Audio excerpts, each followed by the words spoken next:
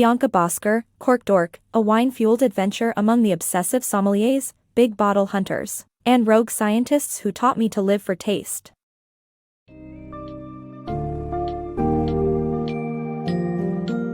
Embark on a fascinating journey of discovery in this captivating summary of Cork Dork, as author Bianca Bosker delves deep into the mysterious world of obsessive sommeliers, rogue scientists, and the alluring art of wine tasting. With the intriguing goal of becoming a respected sommelier, Bosker will take you through her incredible experiences, from understanding the complex science behind taste and smell, to mastering the delicate art of wine service.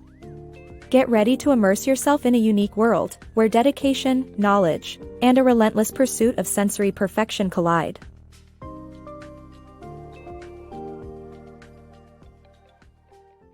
Uncorking the sommelier world.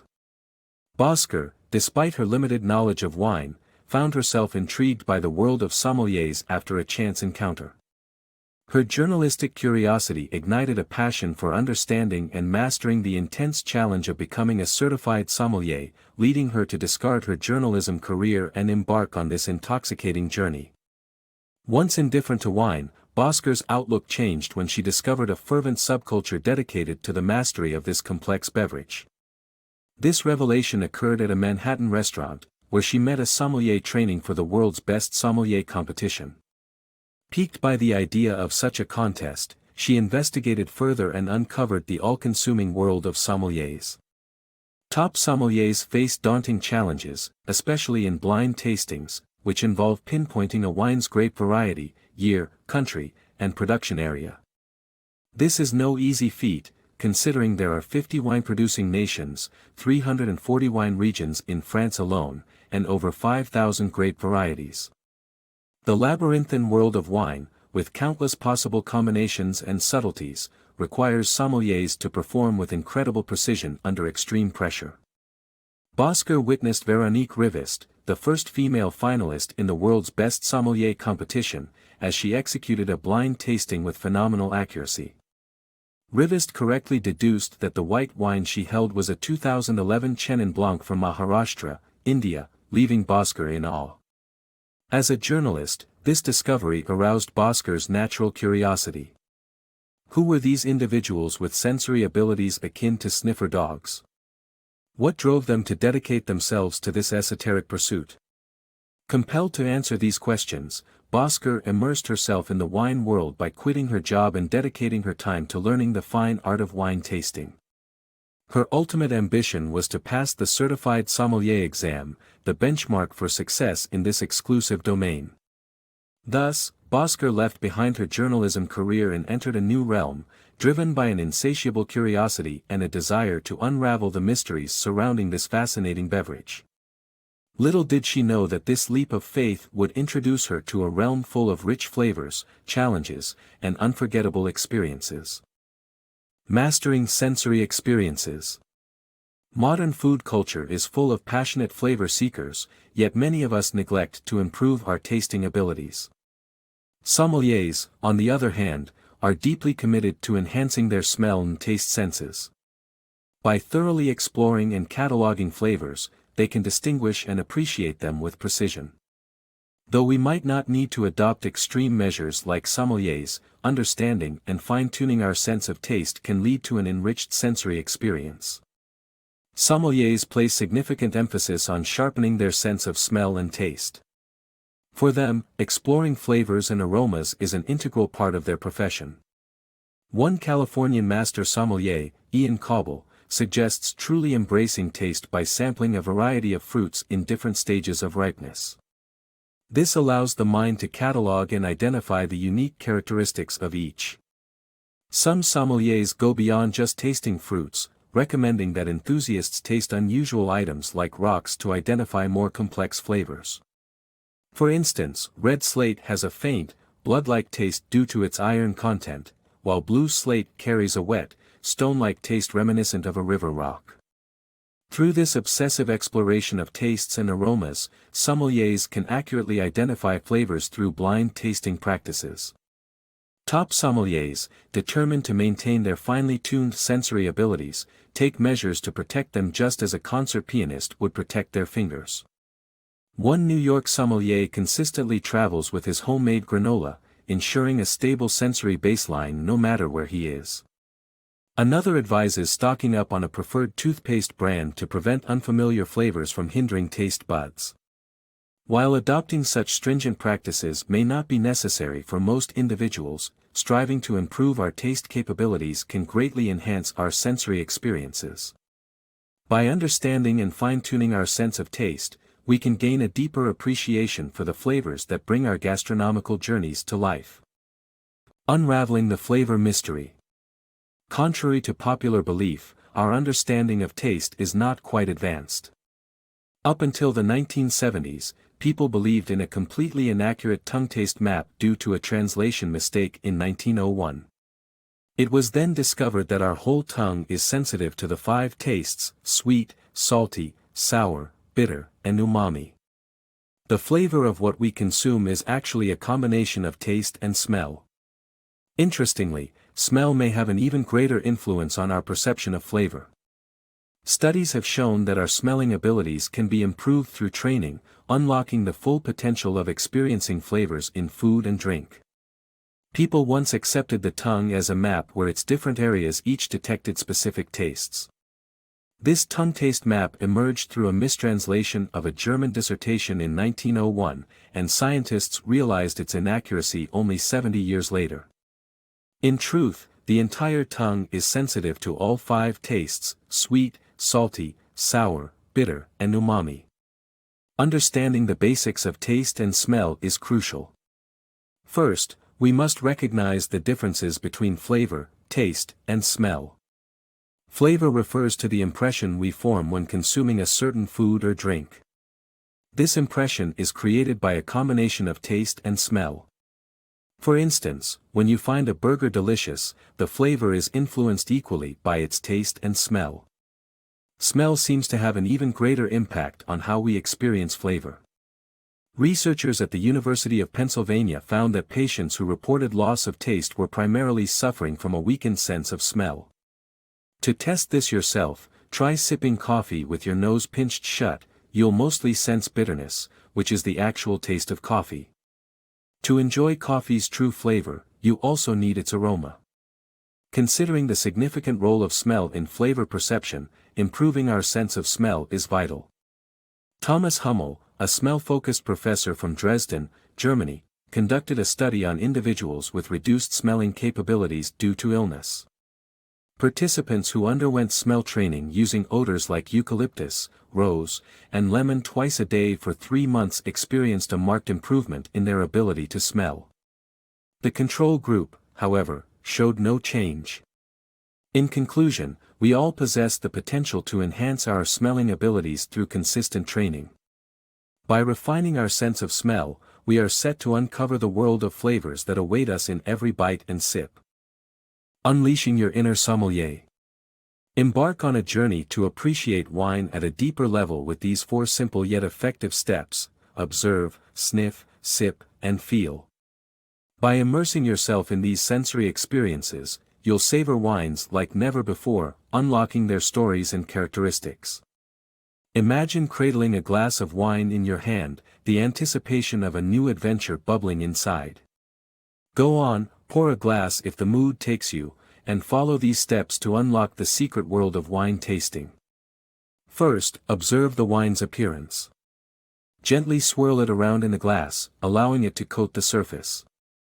Pay attention to how the wine cascades back down. Slow, thick tears are indicative of high alcohol content, while fast, thin tears or a sheet-like movement hint at lower levels. Next, treat yourself to a proper sniff of the wine. Angle the glass nearly parallel to the ground, enhancing the aromatic experience. Plunge your nose in and inhale deeply, unafraid of appearing overly enthused. This aroma whirlwind will introduce you to the complex flavor symphony waiting to be explored. Now, it's time to savor the taste. Upon sipping, don't just gulp the liquid down. Instead, let the wine swirl around in your mouth, purse your lips slightly, and inhale gently. The wine may appear to foam, but this air injection helps to liberate the wine's elusive odor molecules. Embrace the ridiculous to heighten the experience. While tasting, pay attention to the presence of tannins. This is the sensation of drying or puckering in your mouth, caused by certain compounds found in grapes and bark. Expert tasters can often identify the type of grape from the tannins alone. For instance, a gritty, sandpaper-esque texture hints at a young Nebbiolo, while a silky smoothness suggests a mellow, low-tannin Pinot Noir. Lastly, let your senses decipher the wine's body. This refers to the tactile sensation in your mouth rather than the actual taste. To better grasp this concept, consider holding cream, whole milk, and skim milk in your mouth in turn. Each liquid has a distinct mouthfeel, from rich and full-bodied to thin and light. Wine classifications of full dash, medium dash, and light-bodied follow the same principle. Approaching each wine adventure with mindful curiosity, involving observing, sniffing, sipping, and feeling, will undoubtedly broaden your palate and enrich your overall wine experience. So, raise a glass, and let your inner sommelier shine. Mastering the sommelier's art. Perfecting the art of a sommelier goes beyond knowing wines. It involves impeccable service, attention to details, and understanding patrons' needs. A true sommelier delivers an unparalleled experience by adhering to a long list of do's and don'ts, making nuanced judgments, and catering to guests' preferences. Exceptional sommelier services not only please customers but also generate revenue, given that wine prices have no upper limit. One evening in her New York apartment, the author attempted to decant wine over a candle, a basic technique taught in sommelier classes. This practice is essential to remove sediment and ensure the best possible wine experience. However, this initial try led to minor fire damage to her kitchen cabinet. The critical insight here is that becoming a professional sommelier involves mastering details and refining service skills. To achieve the prestigious Master Sommelier title, one must pay attention to the do's and don'ts, pouring women before men, guests before hosts, and moving clockwise around the table while ensuring no wine drips. Being a top-notch sommelier entails more than graceful movements and encyclopedic knowledge. It's about making discerning decisions, as demonstrated by Victoria James, a young sommelier at Manhattan's trendy Maria restaurant. James acknowledges that the majority of diners are uncertain about their wine preferences, so her role is to decipher their expectations and deliver the perfect pairing.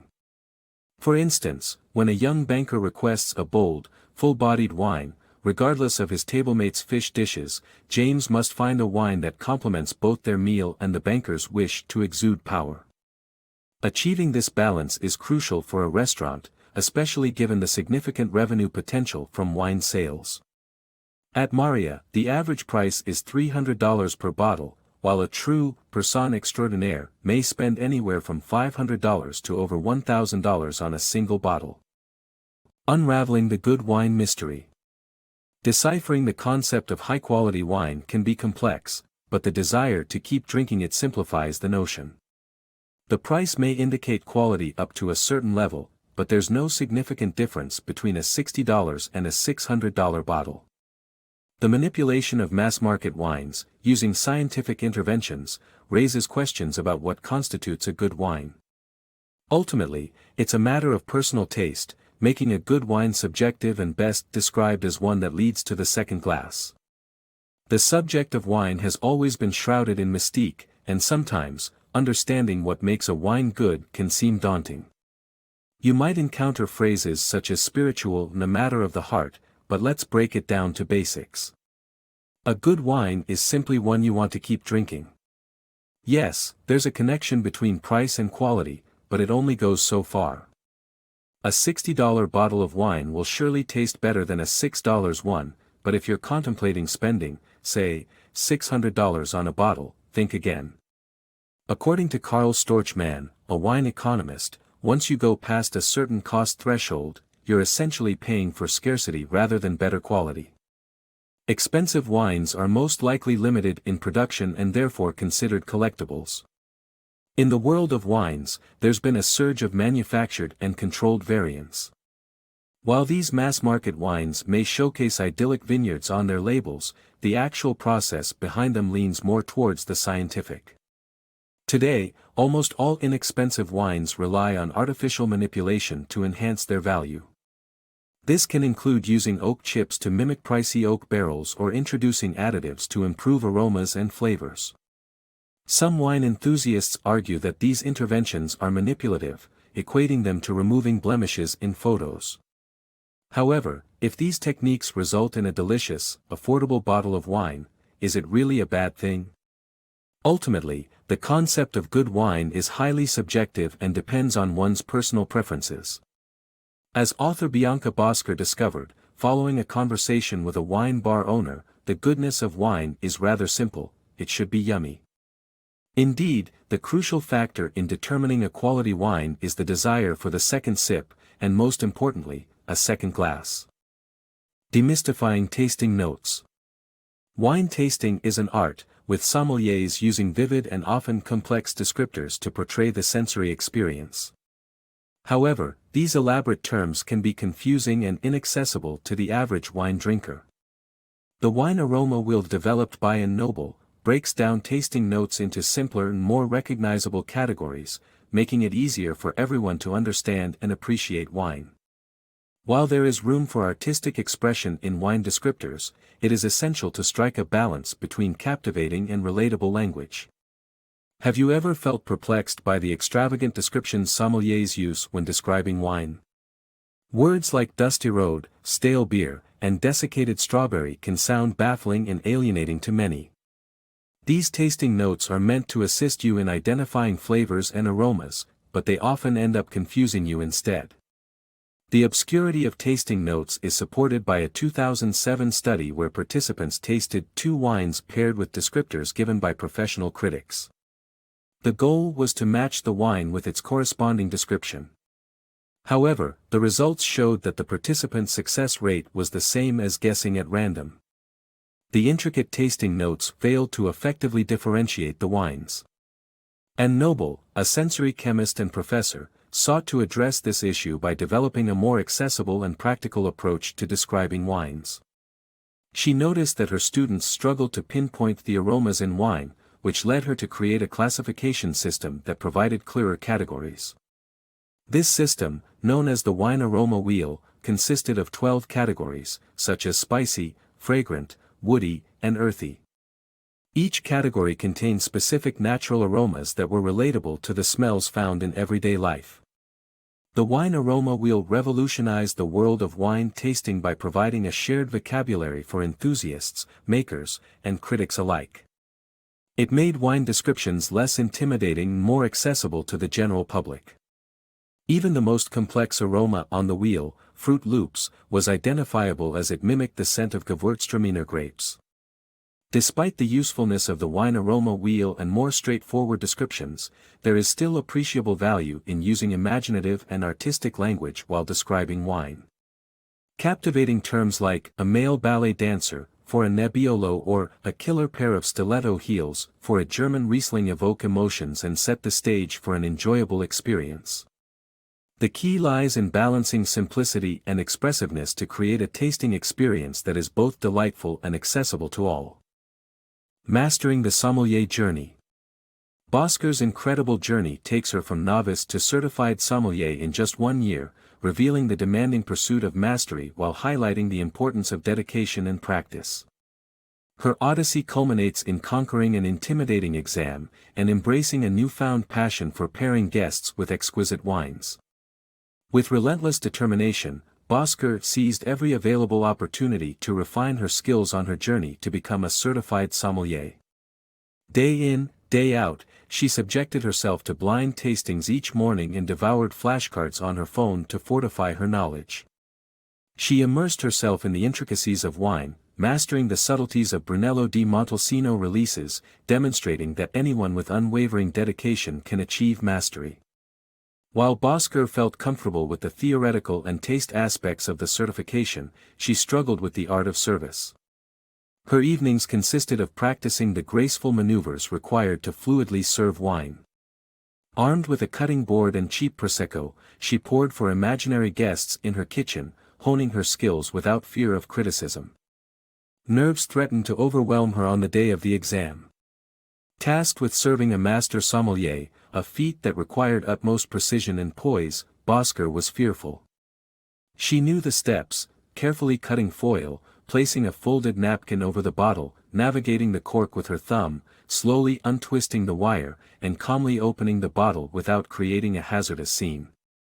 Despite previous mishaps in practice, she could not afford any blunders this time. On the day of the exam, everything fell into place. The cork slipped out with minimal fuss, allowing Bosker to serve with elegance and grace.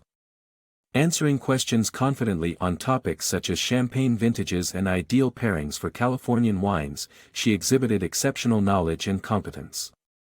Miraculously, everything clicked, and against all odds, she passed the exam. Within 18 months, Bosker transformed from a complete novice to a certified sommelier and began sharing her passion at Terroir, a vibrant Manhattan wine bar. She reveled in the art of pairing guests with the perfect bottle as they continued to indulge in the world of wine, a world she now understood deeply and intimately.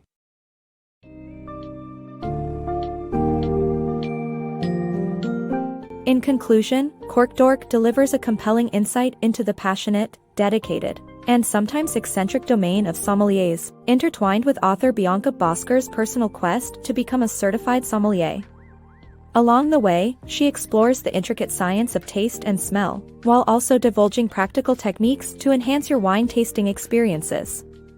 Not only does this book provide valuable tips and information, but it also humanizes the wine industry, and Bosker's journey reveals that true mastery is attainable with persistence and unyielding passion.